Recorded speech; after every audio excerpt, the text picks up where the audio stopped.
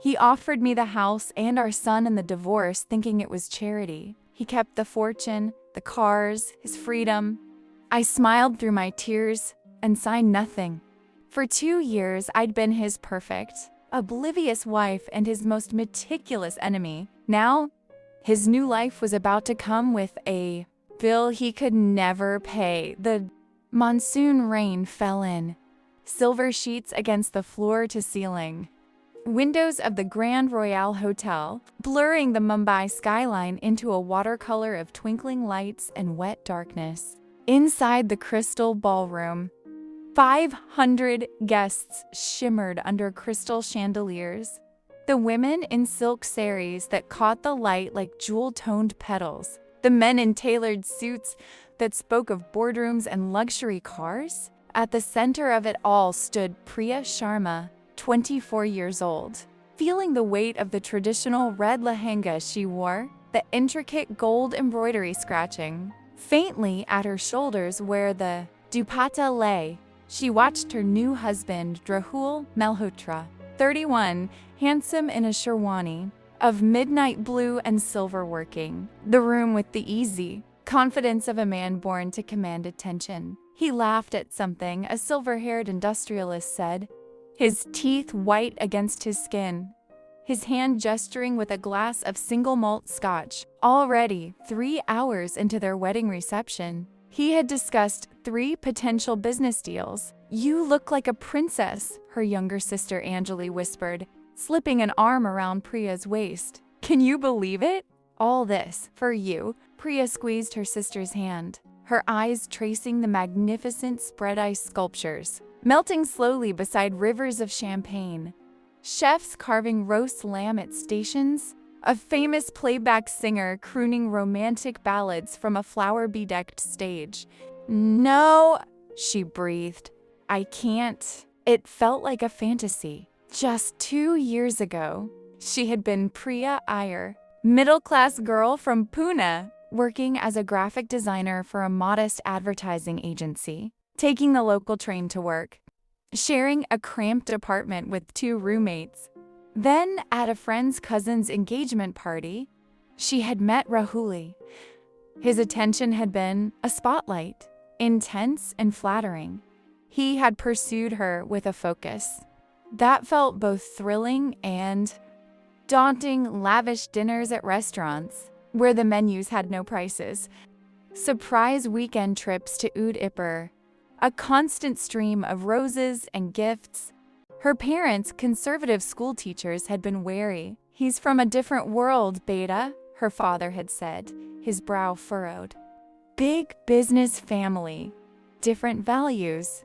Are you sure? But Rahul had charmed them too, arriving at their simple apartment with respectful humility. Speaking of family and tradition and his desire for a grounded, real partner, he had wept during the traditional Kanyadan ceremony this morning, holding her parents' feet in gratitude. The gesture had erased her last lingering doubt. Now, as the evening wound down and the guests began to leave, Rahul found her. The noise of the party faded into a bubble around just them. He smelled of sandalwood and expensive cologne. Mrs. Malhotra, he said, his voice low and intimate. Ready to begin our life? She nodded, her throat tight with emotion. Always. Their home in Bandra West was not a house. It was a statement, a contemporary masterpiece of glass and steel, with a facade that looked sculpted by wind. It boasted 5 bedrooms, each with an en-suite bathroom finished in Italian marble, a chef's kitchen with appliances so sleek they seemed spaceship-born, a home theater, a wine cellar, and the crowning glory, an infinity pool that spilled visually into a private garden of frangipani and jasmine. The first year was a whirlwind of possession and performance. Rahul loved to showcase his success, and Priya was his most prized accessory. She learned to host dinner parties for 20 with seamless grace, memorizing the complex dietary preferences of CEOs and their wives. She curated the art on their walls, selecting pieces not for love, but for investment potential. She maintained a wardrobe worthy of a magazine spread, her body always perfectly groomed, her smile always in place. Rahul was often away, expanding his empire. He owned Malhotra Motors, a chain of luxury automotive showrooms across Maharashtra, with new franchises planned for Delhi and Bangalore. When he was home, he was affectionate in a proprietary way, praising her beauty, her taste, the way she reflected well on him. The sex was frequent, passionate, but oddly transactional as celebration of his own vitality more than an intimacy between them. He leaned in, his lips brushing her ear. "I'm gonna give you everything, Priya, everything you ever dreamed of." In that moment, with the rain painting the world anew outside, she believed him utterly. Priya told herself this was normal. This was the price of extraordinary luxury. She filled her days with interior decorators, French lessons, yoga sessions with a private instructor, and the meticulous management of a staff of 4. She sent money home to her parents, paying off their debts, funding her sister's master's degree. Their gratitude was a balm. "See," she thought, "I'm doing good. This life has purpose." But sometimes, in the deep quiet of the afternoon, when the staff were napping and the only sound was the hum of the air conditioning, a hollow feeling would bloom in her chest. She would wander the vast, immaculate rooms, trailing her fingers over cold granite and polished wood, feeling like a ghost in her own museum. Her old friends from her design days stopped calling. The invitations faded, replaced by a polite distance. They saw her Instagram posts, her by the pool, at a gallery opening, on a yacht in Monaco, and assumed she had left their world behind. In truth, she was lonely. Her new friends were the wives of Rahul's associates, relationships built on mutual appraisal and thinly veiled competition. One evening, after a particularly exhausting party where she had spent hours discussing the merits of Swiss boarding schools, she tried to talk to Rahul. He was in his study, reviewing contracts, a glass of whiskey at his elbow.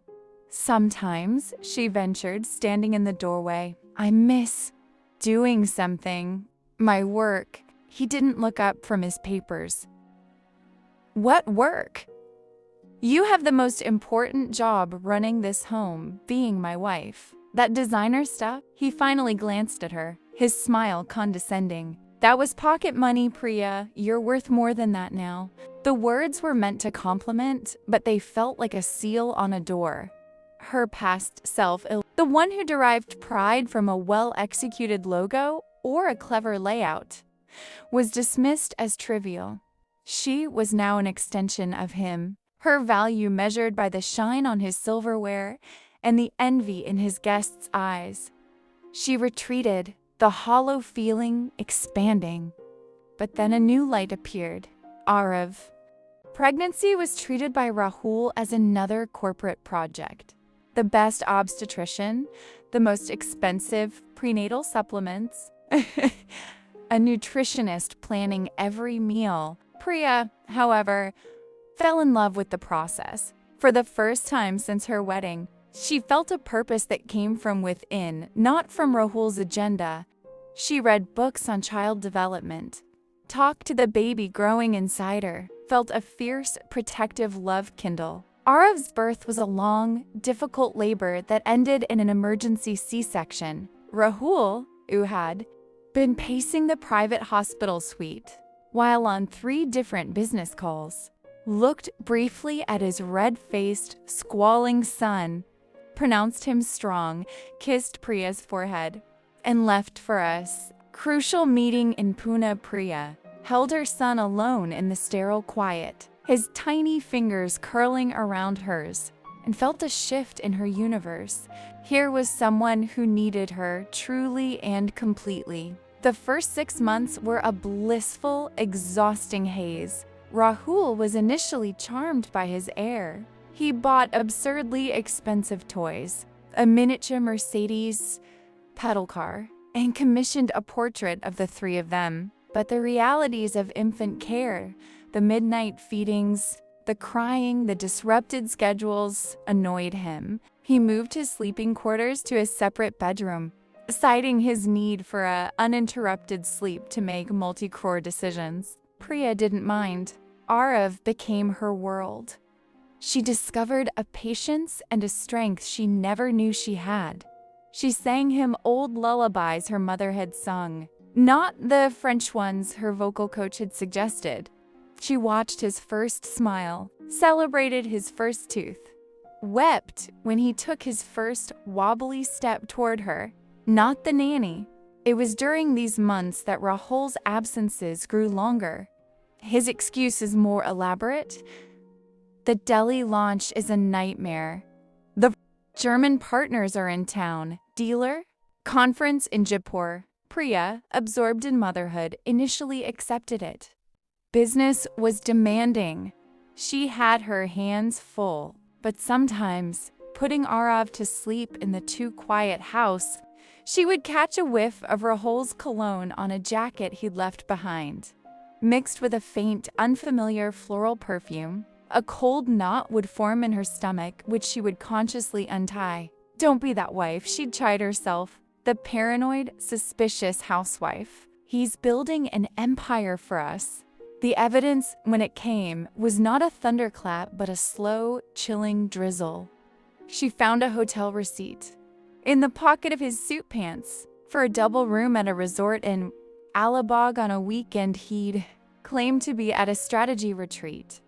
With his all-male management team, she saw a text flash on his iPad, which was synced to his phone. As he was showing her a vacation home listing in Goa, the preview read, "Can't wait for Friday." This time, no interruptions.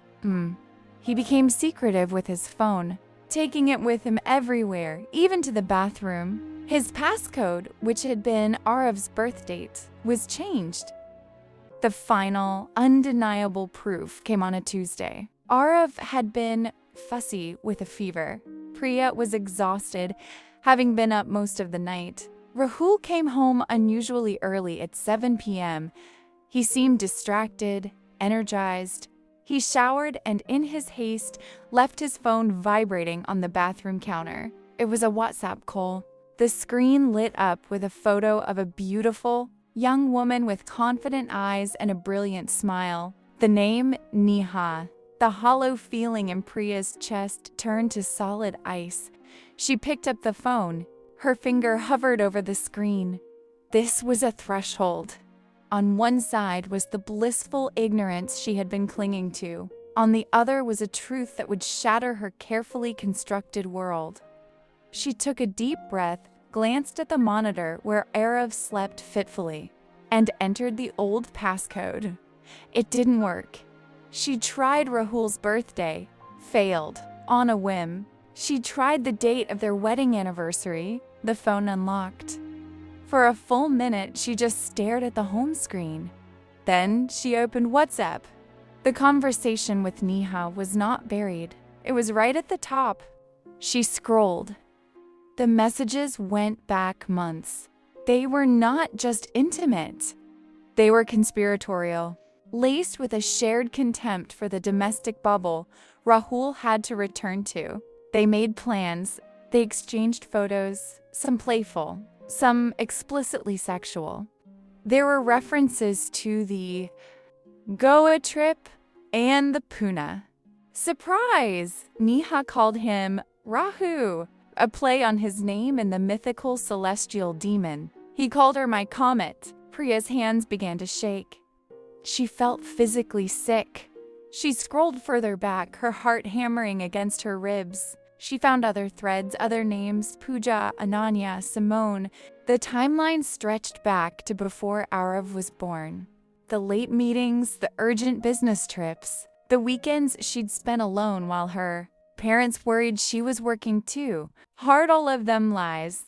The sound of the shower stopped. Priya quickly closed the apps, placed the phone back exactly as she had found it. and walked out of the bedroom on legs that felt like water. She went to Arev's room, leaned over his crib, and breathed in his sweet, milky scent.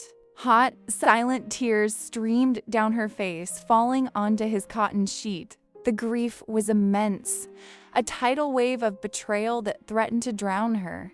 But as she stood there, watching her son's chest rise and fall, a strange calm began to seep through the cracks in her heart. The grief didn't recede, but it was joined by something else, a cold, clear, incandescent rage. She wiped her face. The tears stopped. The shaking stopped. Rahul emerged from the bedroom, a towel around his waist, smiling. "Order something in tonight, yeah?" "I am beat." Priya looked at him, at the man she had loved, had built a life with, had borne a child for. She saw the faint love bite on his collarbone he'd missed in the mirror. She saw the liar. She smiled back, the perfect, wifely smile she had practiced in mirror 1,000 times. "Of course. Chinese? Your favorite." That night, as Rahul snored in his separate room, Priya lay awake, staring at the ceiling. The shattered pieces of her old self, the trusting girl, the hopeful bride, the dutiful wife lay around her. From them, a new woman was beginning to assemble herself. A woman who was a mother first, a woman who had just learned the most valuable lesson of her life in this gilded cage. She was the only one who could pick the lock. She didn't need to cry anymore. She needed to plan. The next morning, Priya became an actress of Oscar-worthy caliber. Her performance was not one of hysterical confrontation or cold fury, but of subtle, deliberate normalcy.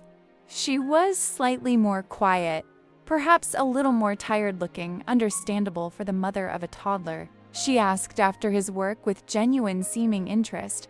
She laughed at his jokes. She made his favorite almond saffron milk. Inside, she was a war room. Her first move was financial reconnaissance. Rahul gave her a generous monthly allowance for household expenses.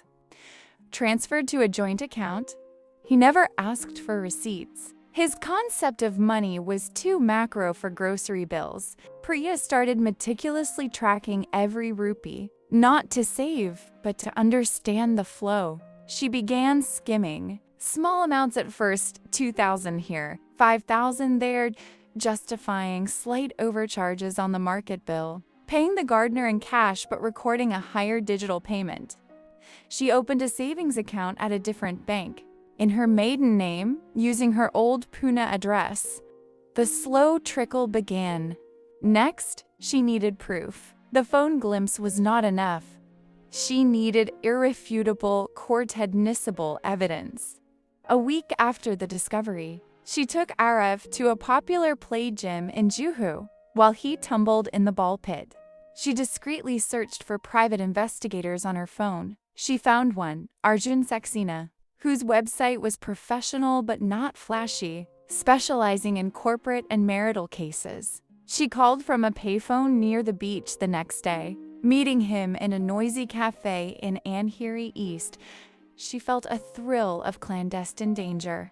Saxena was a man in his 50s with calm, weary eyes that had seen every kind of betrayal. "I need documentation," Priya said, her voice low but steady. "Photographs, timelines, financial trails if possible. He's careful, but he's also arrogant." Saxena nodded. "Arrogance is always the flaw. The retainer is one lakh. Expenses extra." It was a huge chunk of her skimmed savings, but she paid in cash from her purse. "Don't contact me on my phone. I'll call you from this number." She slid a cheap burner phone across the table. Within 10 days, Saxena delivered. The dossier was a punch to the gut, even for her prepared heart. There were photos of Rahul and Neha entering a boutique hotel in Lonavala, their body language easy and familiar. Receipts from dinners, spa days, even jewelry purchases. Saxena had also dug deeper. Neha was not just a secretary. She was a junior partner in a new showroom Rahul was quietly setting up in Hyderabad, an asset never mentioned at home. There were records of 2 offshore accounts in the Cayman Islands and a flat in Pune registered in the name of a trust she'd never heard of. The scale of the deceit was breathtaking. It wasn't a dalliance, it was a parallel life. The evidence sat in a locked drawer, a toxic seed. But Priya knew a divorce fought on grounds of infidelity alone, in their social and financial stratum, would be messy, scandalous, and might still leave her with a modest settlement. Rahul's lawyers would paint her as the ungrateful wife. Blind to the pressures of a magnate, she needed more than morality. She needed leverage and self-sufficiency. She enrolled in online courses from international universities, forensic accounting, introductory corporate law, digital marketing analytics. She studied late into the night after Rahul was asleep, her laptop screen glowing in the dark, Arav's monitor beside her. The dry material was a lifeline. It engaged her starved intellect and gave her a sense of control. She began quietly analyzing Malhotra Motors' public financial filings, cross-referencing them with snippets of conversation she heard from Rahul, building a clearer picture of the empire's true health. Simultaneously, she began to rebuild her social network with purpose.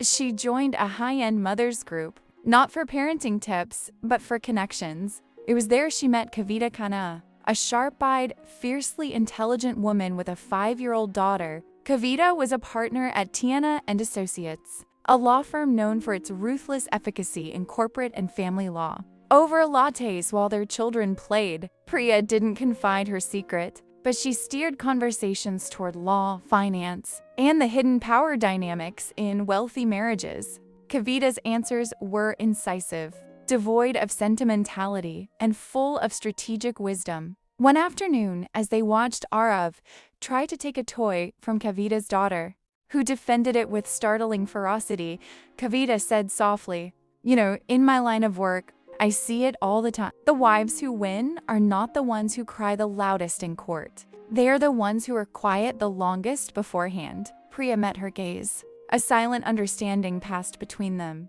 A week later, she hired Kavita, paying the initial consultation fee from her secret fund. In her soundproofed office, Priya laid out the basics. Kavita listened without interruption, her fingers steepled. Okay, Kavita said finally. First rule, do not confront him. Let him believe his secret is safe. The moment he knows you know, he'll start hiding assets in earnest and building a defensive narrative. Second, your education is good. Document every contribution you ever made to his business, no matter how small. Did you design his first logo? Help with a client presentation? Organize a launch party? Find proof. Third, we need to map the complete financial universe. Every bank, every shell company, every property. Your PI has given us a start. We'll need a forensic accountant when the time comes. What about her? Priya asked, the name sticking in her throat. Neha is a symptom, not the disease. We'll use the infidelity to establish fault and sway judicial sympathy. But the real battle is economic. He'll likely try to leave. You with the liquid assets, the mortgaged house while keeping the cash, and revenue-generating businesses. Our job is to make that impossible. For the next 2 years, Priya lived a double life of exhausting precision. By day, she was the impeccable Priya Malhotra, hosting flawless Diwali parties where she smiled at Neha, who Rahul had brazenly started bringing to events as his indispensable PA, taking Arav to toddler classes, visiting her in-laws with dutiful gifts. She listened to Rahul's boasts about his growing wealth, his plans for an IPO, and stored every data point. By night, she was the strategist. She communicated with Kavita through an encrypted app. She fed information to Saxena for further investigation. She practiced basic accounting until she could read a balance sheet as easily as a children's book to She continued her small, careful financial diversions, her secret fund growing into a substantial war chest. The strain was immense. There were nights she lay awake, the weight of the deception crushing her. She'd look at Arav, innocent and loving. I'm wondering if she was poisoning their world with her quiet war. But then she'd remember the photos, the contempt in the messages, the sheer scale of Rahul's betrayal. This was not just for her. This was for Arav's future. She would not let him be a pawn in his father's narcissistic game, or let his inheritance be stolen by his father's mistresses. She was no longer the prize Rahul had won. She was the slowly tightening vice he didn't yet feel around his life. Cracks in Rahul's facade began to show in small, telltale ways. The business, over-leveraged for expansion, hit a liquidity crunch when a promised foreign investment fell through. The pressure made him shorter-tempered at home, more dismissive. His relationship with Neha, now out in the open among his circle, seemed volatile. Priya overheard furious whispers on the balcony during a party, saw Neha's eyes flash with frustrated ambition. Priya watched it all, a quiet seismograph registering every tremor. Then, one Tuesday evening, the tectonic plates shifted. Rahul came home before dusk, a rarity. He looked drained, the charming veneer cracked to reveal the stressed man beneath. He poured himself a large whiskey, downed it, and poured another. Priya was in the kitchen helping the cook plate dinner. She felt his presence in the doorway before she saw him. Priya, we need to talk. After Arav goes to sleep. The tone was solemn, rehearsed. Priya's heart, which had been a steady drum of calculation for 2 years, gave a wild, painful lurch. This is it. She nodded, her face a mask of mild concern. Of course. Is everything all right? I just shook his head and walked away. The dinner was a silent, funereal affair. Arav, sensing the tension, was uncharacteristically quiet. Priya fed him, her hands steady, her mind racing through every possible scenario.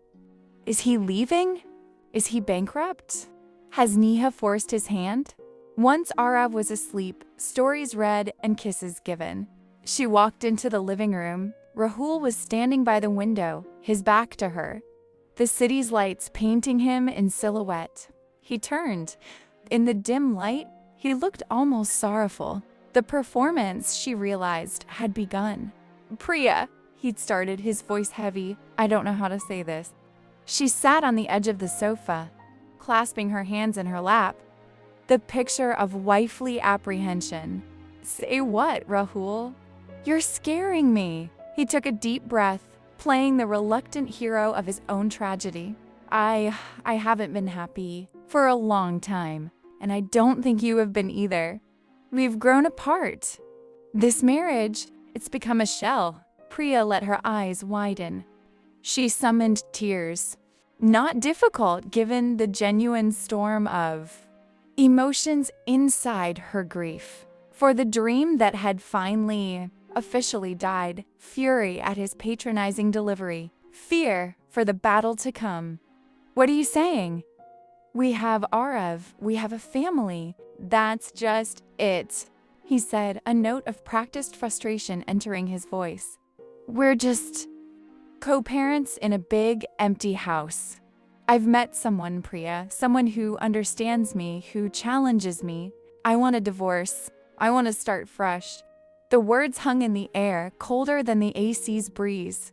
Priya let the tears fall, making no sound, just letting them trace paths down her cheeks. Nia.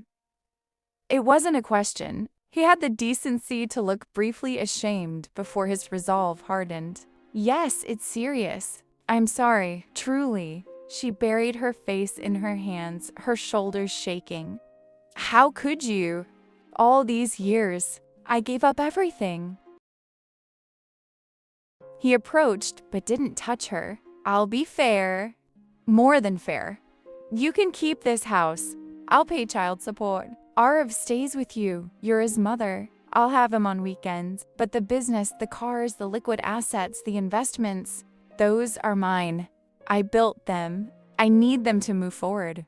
There it is, she thought, the icy strategist taking over from the weeping wife. The opening offer, the house with its crippling mortgage, child support that's a pittance compared to his income, Arav as a consolation prize. She looked up, her face ravaged by real and feigned emotion. You're throwing away our family for her? You want to leave me with nothing but this? This monument? It's not nothing, he insisted, a hint of irritation breaking through. This house is worth crores. You'll be comfortable.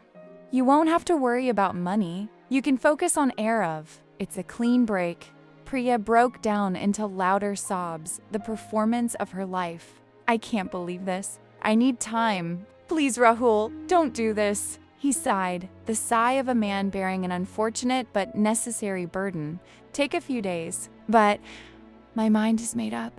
I've already spoken to my lawyer. I'll have him send over a preliminary agreement. He left her there weeping on the sofa. She heard the front door close softly. Then the purr of his Mercedes driving away, probably to Neha's, to report on the difficult but successful operation. The moment the sound of the engine faded, Priya's tears stopped. She stood up, walked to the bathroom, and splashed cold water on her face. She looked at her reflection red-rimmed eyes, but a gaze of pure, unyielding steel. She picked up the burner phone from its hiding place. Kavita, she said, her voice flat and clear. He's made his move. The offer is on its way. The war begins now. The next morning, Rahul's a lawyer, a sleek man named Rohan Mehta from the prestigious firm Mehta and Chandra, sent over a without prejudice settlement proposal.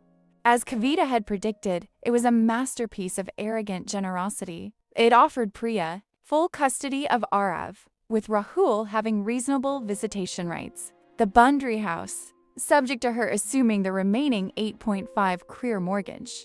A one-time clean break settlement of 2 crore, child support of 1 lakh per month until Arav turned 18.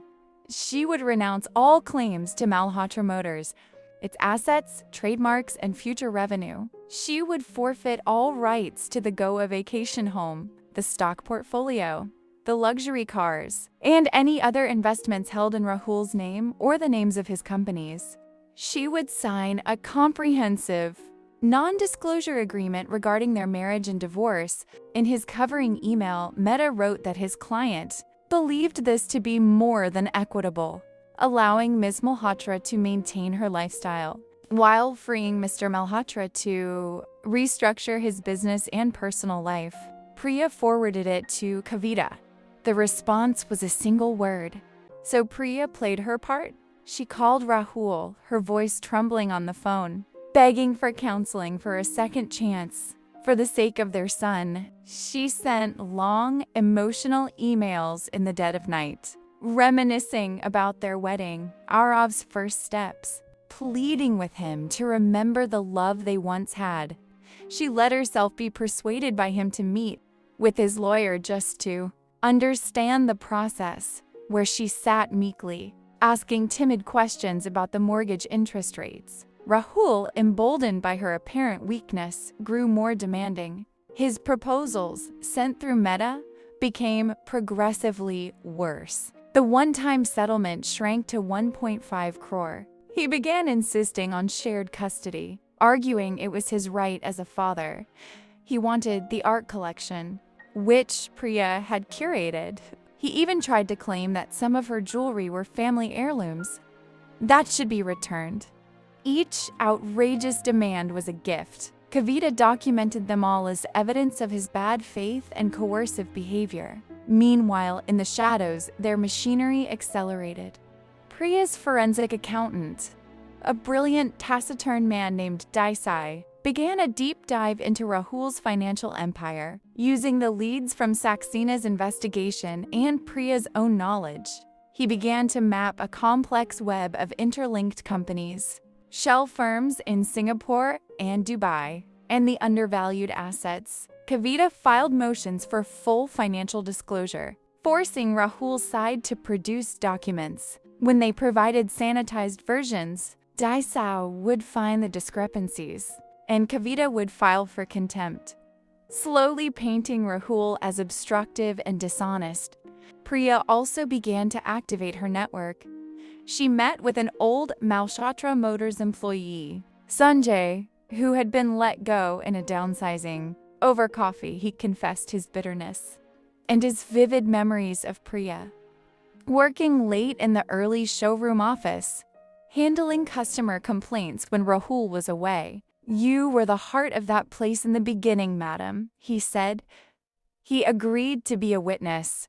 She reconnected with the wife of a former business partner, who confided that Rahul had a reputation for cutting people out of deals and hiding profits. "Everyone in the circle knows, Priya. They just don't say it to your face." The pressure began to tell on Rahul. He called Priya one night, his voice uncharacteristically strained. "Why are you making this so difficult, Priya? Just take the deal. You're dragging this out for nothing. My lawyers are costing a fortune." Priya injected a quiver into her voice. "I'm just so lost, Rahul. It's all so much. That house, the mortgage is terrifying. How will I manage alone?" He fell for it, his tone softening with condescending pity. "You'll manage. I'll help. Just sign the papers and we can all move on." "I'm trying," she whispered. "I just need a little more time." As the months passed, the legal skirmishes grew more intense. The discovery process became a battleground. When Kavita subpoenaed the records for the Hyderabad showroom, the one with Neha's partner, Rahul's side fought it fiercely, claiming it was a separate premarital asset. This only heightened the judge's suspicion. Finally, after 8 months of this intricate dance, Kavita judged that it was right. Rahul was frustrated, overconfident, and had likely been less than meticulous in covering his newer tracks. Believing Priya to be a non-threat, the court had grown impatient with his legal team's obfuscations. "We're ready," Kavita told Priya in her office. "We go for the jugular now. No more delays." We set a final hearing date. Priya took a deep breath, looking at the mountain of files. The timelines, the financial models. "What's our ask?" Kavita smiled her sharp tiger smile. "Everything he values and everything he tried to hide. Full custody. The house, free and clear. Half of all marital assets, including the hidden ones. Alimony for 10 years. Child support that covers private school, university, and a trust fund. And a buyout of your share in Malhotra Motors at its current true valuation." It was audacious. It was brutal. It was exactly what Priya wanted. "Let's end this," Priya said. The family court in Bandra was a world, away from the opulent hotels of Priya's married life. It was all scuffed linoleum, buzzing fluorescent lights, and the smell of old paper and anxiety. But on the day of the final hearing, it felt like the center of the universe. Rahul arrived with Rohan Mehta and an associate. He wore a Brioni suit, a look of impatient confidence on his face. He glanced at Priya, who was dressed in a simple, elegant cream salwar kameez. No jewelry except her wedding Mangalsutra, which she had kept for symbolic effect. She looked pale, weary, and fragile, the perfect picture of the wronged wife. He gave her a small, pitying nod before turning away. Kavita, in a navy blue power suit, was a vortex of calm intensity. She had a team with her: Desai, the forensic accountant, Saxena, the investigator present as a consultant, and 2 junior lawyers carrying boxes of evidence. The judge, Justice Sharma, was a woman in her 60s, with a reputation for being formidably intelligent and having zero tolerance for financial sleight of hand, especially from wealthy men who treated their wives as disposable. Mehta presented Rahul's final, generous offer, little improved from the first. He spoke of his client's desire for an amicable resolution his commitment to his son, and his fair provision for his wife of over a decade. Justice Sharma turned to Priya. Ms. Malhotra, do you accept this proposal? Kavita stood. No, Your Honor. My client rejects it in its entirety. In fact, we believe the proposal, based on a gross misrepresentation of the marital estate and a pattern of coercive control, is an insult to this court. Rahul's eyebrows shot up. Mehta scowled. This was not the script. Act 2, the financial deception. This was the main event. Kavita called Desai to the stand. With cool precision, he walked the court through the Malhotra financial empire. He showed how the marital estate Rahul had declared worth approximately 45 crore was a fiction. Using bank records, property filings, and corporate registries, he revealed the offshore accounts in the Caymans 12 crore, the Pune flat held in a trust 3.5 crore, the Hyderabad showroom, where 49% ownership was traced to a shell company ultimately controlled by Rahul. With Neha as a front estimated value 8 crore, the deliberate undervaluation of Malhotra Motors by using dated property valuations and ignoring brand equity and future revenue streams. Desai's conservative estimate of its true worth was 65 crore, not the 30 crore Rahul claimed. The total marital estate, Desai concluded, was closer to 110 crore. Mehta objected repeatedly, but Justice Sharma overruled him, her face growing stonier with each revelation. Rahul looked like he'd been hit by a truck. He kept whispering frantically to Mehta, who could only shake his head. Act 3, the non-financial contributions. Kavita then shifted the narrative. This was no longer about a wealthy man leaving money for his wife. This was about a business partnership where one partner had been systematically erased. She called Sanjay, the former employee, who testified poignantly about Priya's early, unpaid work. She entered emails Priya had dug up where Rahul asked her to review client contracts or design marketing brochures.